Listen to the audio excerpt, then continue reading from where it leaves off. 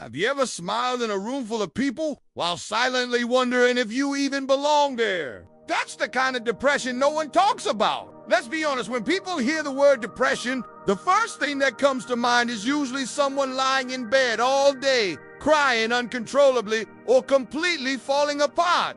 You've seen it in movies, right? Someone curled up in a dark room, rain tapping against the window, maybe dramatic music playing in the background. It's all so obvious, so dramatic. But here is the truth that no one really talks about.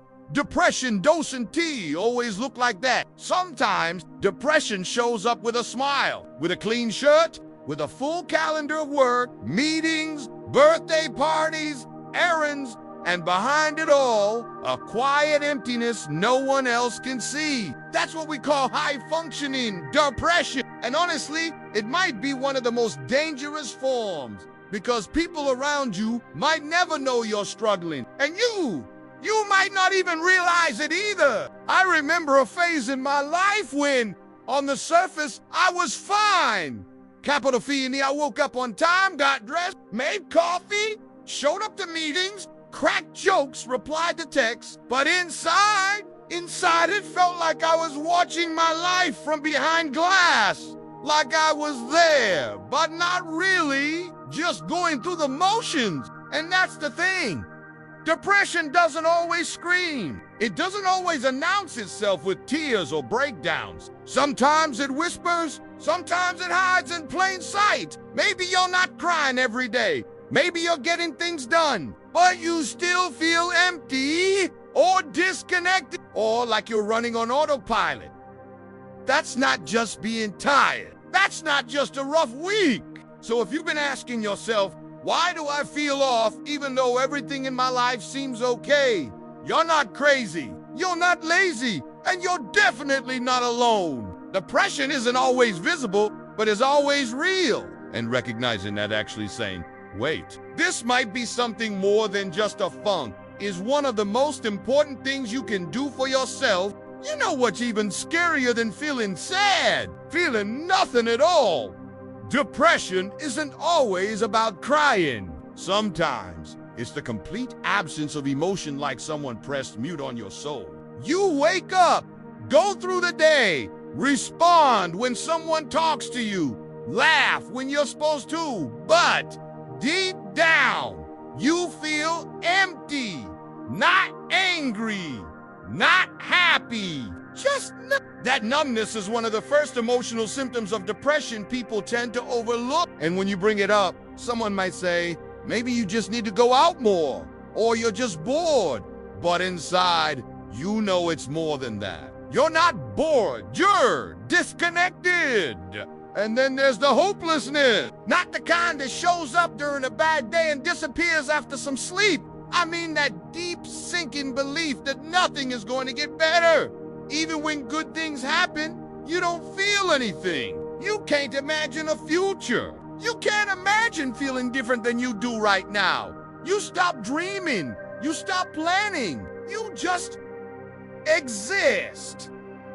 Another huge emotional red flag. Guilt over everything. You feel guilty for not being productive. Guilty for pulling away from friends. Guilty for not returning texts. Guilty for not trying harder. Sometimes even guilty for feeling like this in the first place.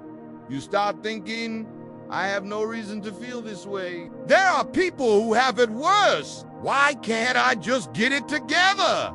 That internal voice becomes brutal. You're hard on yourself. You question your worth. And the worst part, you stop believing that your presence is a burden.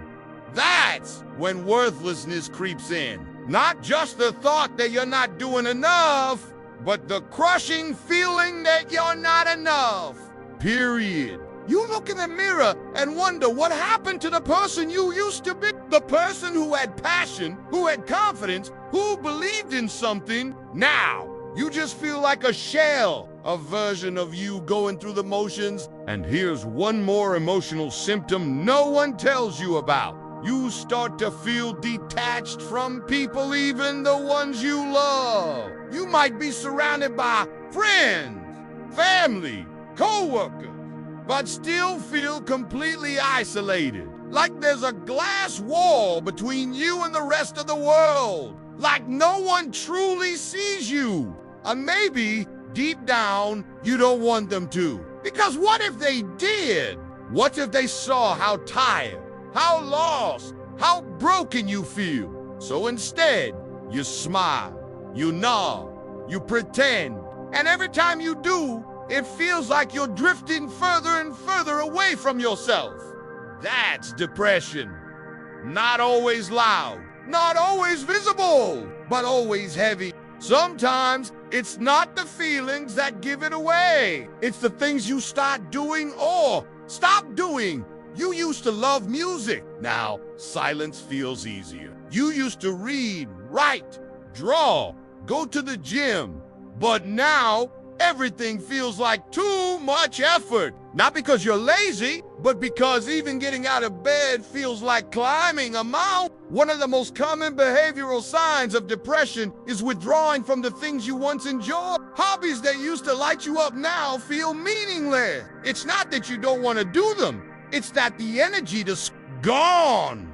And then there's the avoidance. You start canceling plans, ignoring messages, ghosting group chats. You don't want to be around people not because you hate them, but because pretending to be okay is exhausting. Even texting back feels overwhelming. You keep telling yourself, I'll reply tomorrow, but tomorrow never comes. And now you feel guilty for that too. It's a vicious cycle. You isolate yourself because you're struggling, and then you feel worse because you're isolated. Another red flag, changes in sleep. For some people, depression means staying in bed for 12, 14, even 16 hours. For others, it's insomnia, lying awake 4 hours, your brain racing with thoughts you can't shut off. You wake up tired, you go to bed tired, but your mind never seems to rest. Then there's eating habits. Some people lose their appetite. Entirely meals become optional, even annoying. Others eat constantly, not out of hunger, but to numb something deeper. Junk food becomes a comfort, a temporary escape. But afterward, the guilt returns, the shame, and the cycle continues. You might also notice trouble focusing. Your mind drifts constantly, reading an article. Can't finish it watching a movie. Zoned out halfway through. You can't concentrate, and even simple tasks start to feel overwhelming. A pile of laundry feels like a mountain. Washing dishes feels like a marathon. You start avoiding it all, not because you don't care, but because you're mentally done. Here's one that hits hard. You start procrastinating things that matter. Work, bills, health. Not because you want to mess up your life, but because your brain just doesn't have the bandwidth anymore. And the people around you might not get it. They might say, you used to be so motivated, or just try harder. But they don't see how much effort it takes just to show up each day. And honestly, you might not even realize these are signs of depression because they sneak in slowly, quietly. One day you're on top of things, and the next, it's been weeks since you felt like yourself. You don't crash all at once. You fade in that slow fading. That's how depression hides. Let's talk about something most people don't associate with depression. Your body, because depression doesn't just live in your mind. It takes up space in your chest, in your shoulders, in your stomach. And sometimes the very first signs aren't emotional. They're physical. You wake up tired like, bone deep tired. Not the kind that goes away with coffee or a nap. I am talking about the kind of exhaustion that feels like it is soaked into your muscles, your skin, your soul. Even after a full night's sleep, you feel drained. That's one of the most overlooked symptoms of depression. Chronic fatigue. It's not just about being sleepy. It's about not having the energy to move, to speak, to think clearly. Then there's the body aches. Tension in your neck and shoulders, a heavy chest, random headaches, stomach pain that doesn't go away. You've been to the doctor, maybe more than once, and they tell you everything looks fine. but you don't feel fine. Depression often manifests physically, especially when your brain is trying to carry pain. It doesn't know how to release. You might also notice changes in appetite or digestion. Some days you can't eat anything. Other days, you binge and still feel empty. Your weight might fluctuate. Your gut feels off. And it's frustrating because it's not about willpower, it's about survival. Your body is trying to cope with something your heart hasn't even named yet.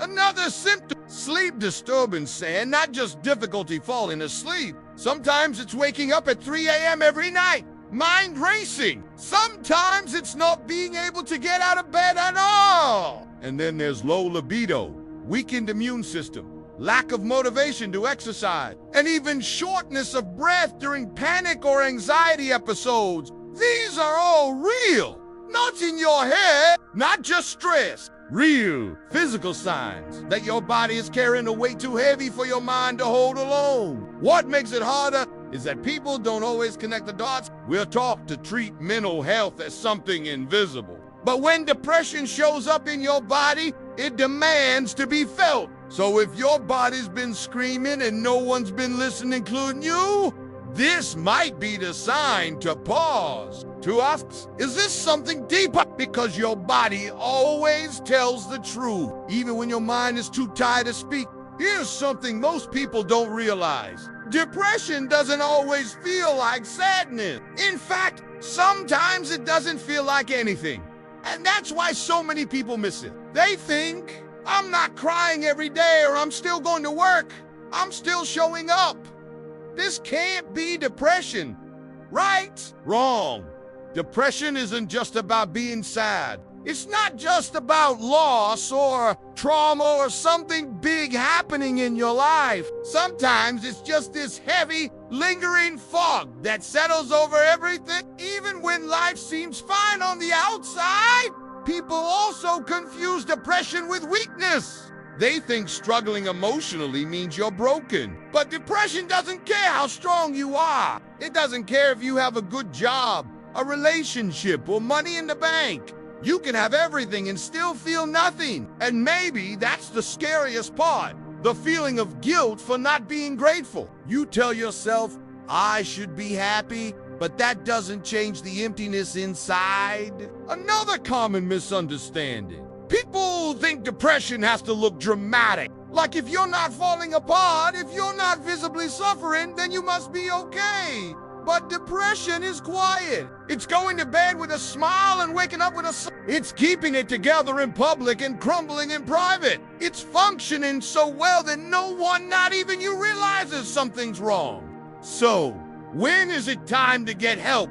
The truth. You don't have to wait until everything falls apart. You don't have to wait until you're crying on the bathroom floor. You don't have to wait until you lose your job, your relationship, your health. You don't need to wait until it becomes unbearable. You can ask for help the moment you realize something's up, the moment you feel like you're not yourself, the moment life starts feeling heavy in a way it didn't before. Help doesn't have to mean going straight to therapy or starting medication, although those are powerful options. Sometimes help is opening up to a friend. Sometimes it's journaling what you're feeling. Sometimes it is calling a hotline in the middle of the night just to hear a human voice say, you're not alone. Sometimes help is choosing to stay alive another day. That's enough. That matters. And if you've been thinking, what if no one understands? Let me tell you something real. There are people who felt exactly what you're feeling.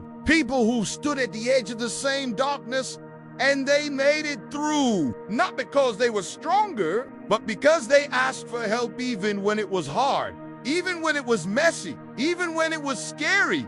You can too. You're not weak for struggling. You're you. And being human means sometimes we break a little, but it also means we can heal. You don't have to do this alone. If you're feeling numb, lost, or tired of pretending, reach out. Not tomorrow, not next week now, because your story matters. Because you deserve to feel joy again. Because there's a version of you waiting on the other side of this, stronger, softer, more alive than ever. Don't give up before you meet them. If any part of this video spoke to you, if you felt seen, even just a little, do me a favor. Leave a comment below. Tell me how you're feeling. Tell me your story. Or just say I'm still here. Because sometimes those 3 words are the bravest thing you can say. And if you think someone else needs to hear this, share it. You never know who's silently fighting a battle you can't see.